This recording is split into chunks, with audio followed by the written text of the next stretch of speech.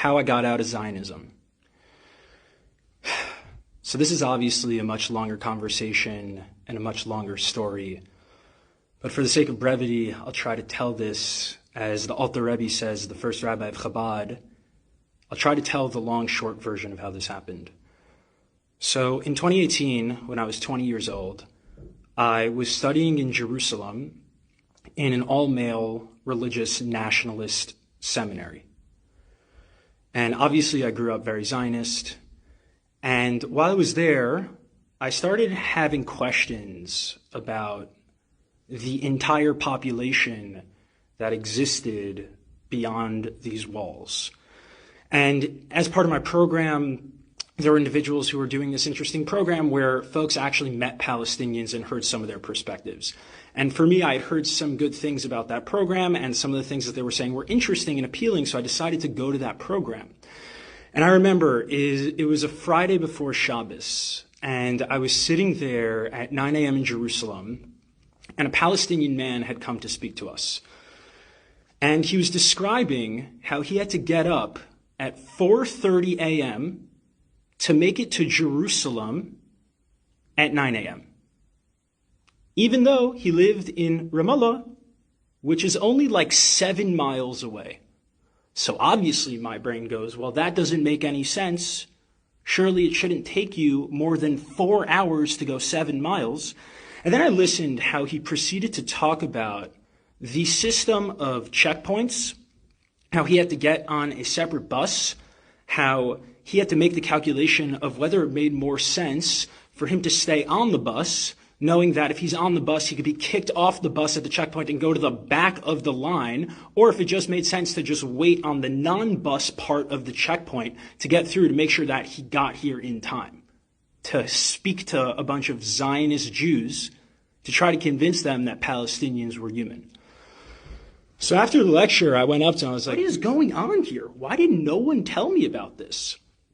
And I was like, can you just I didn't even know what to, I was like, more, just more, tell me more. He took out his ID card and he's like, yeah, I actually have to head back now because if I'm not back by a certain time, my provisional travel status is going to get revoked and I won't be able to leave Ramallah again. And it doesn't matter if the checkpoints held me up, and the checkpoints could take 3 to 4 hours.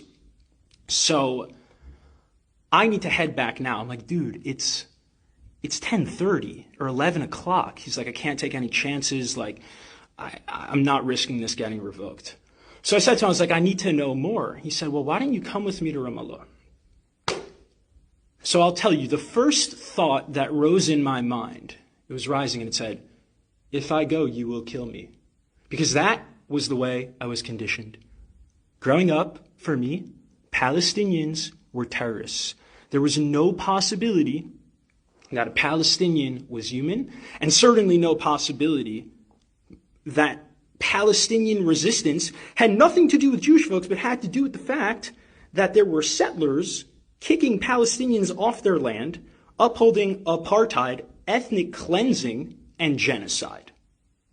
So as that thought was rising, there was another voice in me, and I think this voice is a deep ancestral voice, and to this day, I'm amazed at myself that I was able to challenge all of my conditioning with the second voice, a deeper voice, a deeper knowing. And that voice immediately said, well, you've been told your whole life that this person was going to kill you and that this person was a terrorist and he wasn't human. And he's standing right in front of you and he's the exact opposite of those things. In that moment, I didn't vocalize that thought and I called bullshit and I said, yeah, I'll come. I'll come. I need to see it for myself. Now, as a Zionist kid growing up, this was unheard of. The thought that I could go to a Palestinian town and come back in anything less than a body bag was absurd. But he said, you got to come in the next couple of days. So this was Friday. So I had Shabbos in Yerushalayim. And then Sunday is a work day in the Israeli settler colony. So I went to yeshiva. I went to Gemara in the morning. I think we were holding in Kedushin. And then during lunch, I took off my kippah, I put on a hat, and I went to Shar Shechem, which is Damascus Gate. The only place I wasn't allowed to go to when I was in yeshiva, for fear that Palestinians would kill me. And the second I stepped into Damascus Gate, I essentially, I don't want to say became Palestinian, that's ridiculous. I had tremendous privilege as a settler, but I got to taste, maybe instead of a drop in the ocean, I got to taste the mist surrounding one drop in the ocean of what it's like to be subject to a settler colonial regime. And I got on a Palestinian bus, and for me, I was like, well, this is interesting that it's a completely different busing system. But even more than that, it's like all of a sudden was with the people who were supposed to kill me. And in fact, the very opposite happened, where when I was on a Palestinian bus, all of a sudden my sense of identity and belonging started to become Palestinian in terms of my sense of where my safety lies.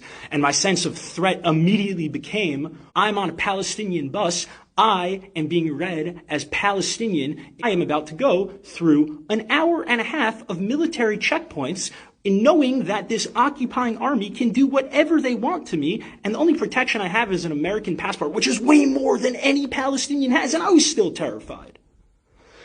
And I remember the process of just like this image of a Palestinian father being comforted by his daughter. This man's probably 65 years old, and just me just realizing in that moment, like, the deep humiliation that this person had to undergo. And he was someone privileged who was able to leave Ramallah to Jerusalem.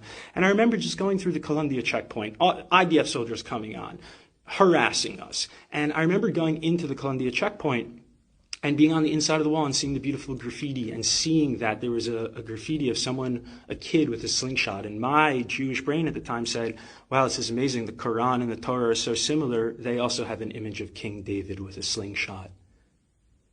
And then after that, the bus kept going, and the slingshot was pointed at an IDF soldier. And that's when it started to crumble for me, where I said, wait a second, who's who here? Who's David and who's Goliath? These are the same rocks that my ancestors used to resist oppression. And now these rocks of Palestine are being used by Palestinians to resist oppression too. And we have become our worst nightmare. I remember sitting in a bar in Ramallah. Sorry, the Israeli security apparatus, I don't remember who it was, but if you could find him for me, that'd be lovely, because I dearly miss him and he changed my life. I remember sitting in a bar in Ramallah, and this person just explaining to me, this beautiful Palestinian human just explaining to me, being so patient with me, speaking to a Zionist settler, speaking to me and just saying, like, dude, like, most people here have never seen Jerusalem. I'm like, what are you talking about? It's literally right there. It's like you have to be a male and 65 or older, or women 55 or older, or you need to have someone sponsor you for a work permit. But the only way they can sponsor you, there has to be an Israeli, and even though you exist because you're behind the wall. Again, maybe the regulations have changed. This was my experience 5 years ago. It's probably gotten worse. And I remember him saying to me, he says, Shlomo, what would you do? What would you do if your entire life, the only person of the occupying army that you saw, and the only interaction you ever had with Jews were IDF soldiers who came in and raided you and arrested you in the middle of the night, put you under administrative detention, tear gassed your homes, cut off your water and electricity, arrested a bunch of your friends, and killed you and harassed you?